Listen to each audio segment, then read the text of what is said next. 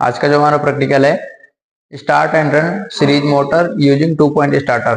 2 point starter की मदद से हमें सीरीज मोटर को स्टार्ट करना है और उसको चलाना है। ठीक है, तो हमने 3 सर्किट ड्रॉ किए हैं, वन बाय वन एक्सप्लेन करते हैं और इन सर्किट्स में देखते हैं कैसे हमारी मोटर चलेगी। ठीक है, तो हमने जो एल और ए पॉइंट मान रखा है, ये हमारे स्टार्टर के पॉइंट हैं।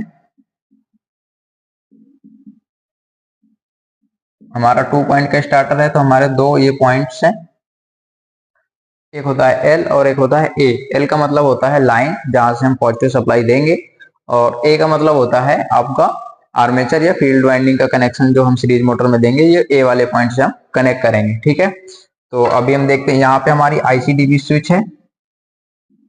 आईसीडीपी स्विच का फुल फॉर्म होता है iron plate double pole switch. ये इतना पार्ट जो डॉटेड है, ये हमारा आईसीडीपी स्विच है। सेम हमने तीनों में लगाया है, ये सेफ्टी पर्पज और स्टार्टिंग के लिए लगाते हैं। ठीक है, इसमें एक फ्यूज लगा होता है और एक नाइफ वाला ब्लेड स्विच लगा होता है, जिसको हम स्टार्ट करते हैं वहां से। ठीक है, तो हम स्विच में सप्लाई देंगे, पॉजिटिव नेगेटिव सप्लाई है। उसके बाद हमारा यहाँ से सप्लाई पॉजिटिव से लाइन पे जाएगा और ये स्टार्टर पे जाएगा, और स्टार्टर का हैंडल से जैसे हम स्टार्ट करेंगे तो करंट हमारी आर्मेचर में आ जाएगी, ए वाले पॉइंट में। ठीक है, ए वाले पॉइंट से हमारी करंट यहाँ पे फील्ड वाइंडिंग से होते हुए नीचे की तरफ जाएगी और आर्मेचर वाइंडिंग में भी नीचे की तरफ जाएगी। दोनों में करंट की डायरेक्शन, पहले वाले फिगर में दोनों में करंट की डायरेक्शन सेम है, तो जो हमारी मोटर होगी वो एंटी क्लॉकवाइज डायरेक्शन में रोटेट करेगी। ठीक है, फिर हमने दूसरे वाले सर्किट में क्या किया है, इसको फिगर नंबर 1 दे देते हैं।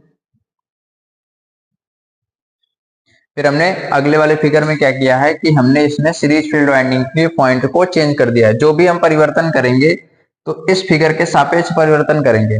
तो हमने A1 और A2 को वैसे ही कांस्टेंट रखा हुआ है और करंट की डायरेक्शन नीचे रखी हुई है, तो A1 और A2 में कोई चेंज नहीं किया, हमने इसमें AC1 और AC2 को चेंज कर दिया। अभी हम देखेंगे इस फिगर में A1 से AC1 कनेक्ट हो रहा है, तो हमने इस फिगर में क्या किया है, यहाँ पे A वाले पॉइंट से AC2 में कनेक्शन जा रहा है, स्टार्टर के ए वाले पॉइंट से SC2 में कनेक्शन जा रहा है, जबकि हमने यहाँ पे देखा है स्टार्टर के ए वाले पॉइंट से हमारा SC1 में कनेक्शन जा रहा है। तो हमने इसको फील्ड को, जो पॉइंट का कनेक्शन है वो उल्टी डायरेक्शन में दे दी, तो इधर यहाँ से करंट आई और यहाँ से घूमते हुए यहाँ पे आ गई, और यहाँ से ऊपर जाएगी तो करंट की डायरेक्शन ऊपर की तरफ हो जाएगी। फिर SC1 से हमारा A1 में कनेक्शन जाएगा यहाँ से, क्योंकि हमने A1 को फिक्स कर रखा है, इसको चेंज नहीं किया, तो आर्मेचर में जो करंट की डायरेक्शन होगी वो नीचे की तरफ होगी। तो दोनों वाइंडिंग में करंट की डायरेक्शन अपोजिट डायरेक्शन में हो गई। तो अगर ये मोटर इस सर्किट के अकॉर्डिंग एंटी क्लॉकवाइज में चल रही है, तो इस सर्किट के अकॉर्डिंग फिर क्लॉकवाइज में चलना स्टार्ट हो जाएगी। ठीक है, तो हमने इस सर्किट के सापेक्ष फील्ड में परिवर्तन कर दिया।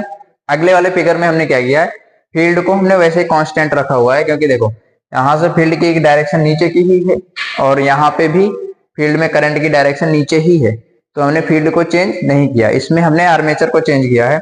इस वाले फिगर के सापेक्ष हमने फिगर नंबर 3 में आर्मेचर को चेंज किया। ये फिगर नंबर हमारा 2 हो जाएगा, ये फिगर नंबर हमारा 3 हो जाएगा। तो हमारा ए वाले पॉइंट से SC1 में सप्लाई जाएगा, करंट की डायरेक्शन नीचे रहेगी और SC2 आ जाएगा। अब हमारे पहले वाले फिगर में SC2 का कनेक्शन A1 के साथ हो रहा था, तो इस वाले फिगर में हम क्या करेंगे, SC2 का कनेक्शन हम A2 से दे देंगे। ये वाला SC2 यहाँ पे A2 पे जहाँ पे कनेक्ट हो जा रहा है, और A2 से A1 और A1 वाला पॉइंट हमारा निगेटिव पे आके कनेक्ट हो जा रहा है। तो इसमें हमने आर्मेचर को चेंज किया। तो इसमें फील्ड वाइंडिंग की जो डायरेक्शन है करंट की, वो नीचे की है और आर्मेचर की है वो ऊपर की है। तो इस वाले फिगर के सापेक्ष जो रोटेशन की डायरेक्शन होगी, मान लो इसमें एंटी क्लॉकवाइज है, तो उसमें फिर क्लॉकवाइज ही रहेगी। ठीक है, तो हम ये तीनों फिगर टेबल बनाएंगे जैसे हम पहले बनाते थे। सीरियल नंबर रहेगा और फिगर रहेगा और उसके बाद आपका रोटेशन रहेगा। रोटेशन यहाँ पे 3 फिगर हैं तो हमारे 3 रहेंगे। उसके बाद फिगर नंबर 1, फिगर नंबर 2 और फिगर नंबर 3, और तीनों में रोटेशन की डायरेक्शन, इसको हम लिखेंगे फिर पेपर में, फिर एनालिसिस करेंगे। ठीक है, अभी एल और ए और ये सब सारी चीजें कैसे कनेक्ट हो रही हैं, तो एक वन लाइन डायग्राम बनाते हैं सर्किट का, वन लाइन सर्किट डायग्राम बनाते हैं, उसमें पूरी चीजें समझते हैं कि एल और ए का कैसे कनेक्शन होता है, कैसे क्या कनेक्ट होता है, वो सारी चीजें हम देखते हैं। ठीक है, तो इसको नोट कर लो।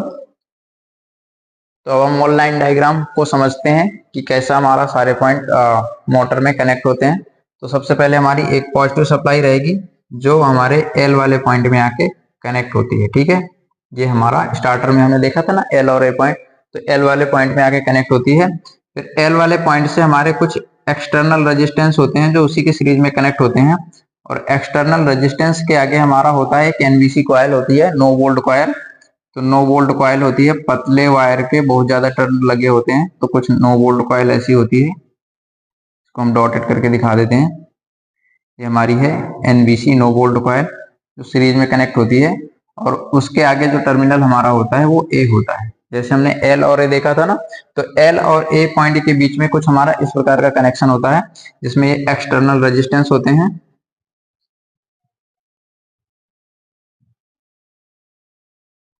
ये एक्सटर्नल रेजिस्टेंस हो गए। एक्सटर्नल रेजिस्टेंस के सीरीज में हमारी एनबीसी कनेक्ट होती है जो मैग्नेट बनाने का काम करती है।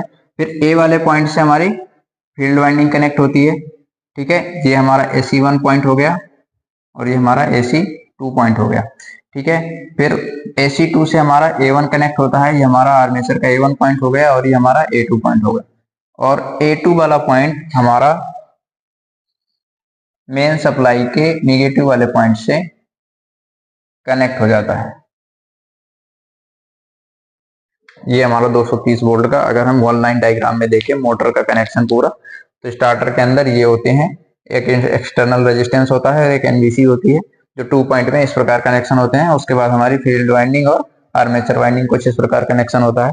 2 पॉइंट स्टार्टर के एल और ए, ये दोनों पॉइंट हैं, एल और ए के बीच में इंटरनल ये वाले हमारे कनेक्शन होते हैं। इसके बाद हम सारे कनेक्शन जो देखे थे पहले उन्हीं के अकॉर्डिंग मोटर कनेक्ट करेंगे, फिर उसके बाद चलाएंगे और ऑब्जर्व करेंगे उसकी रोटेशन। ठीक है।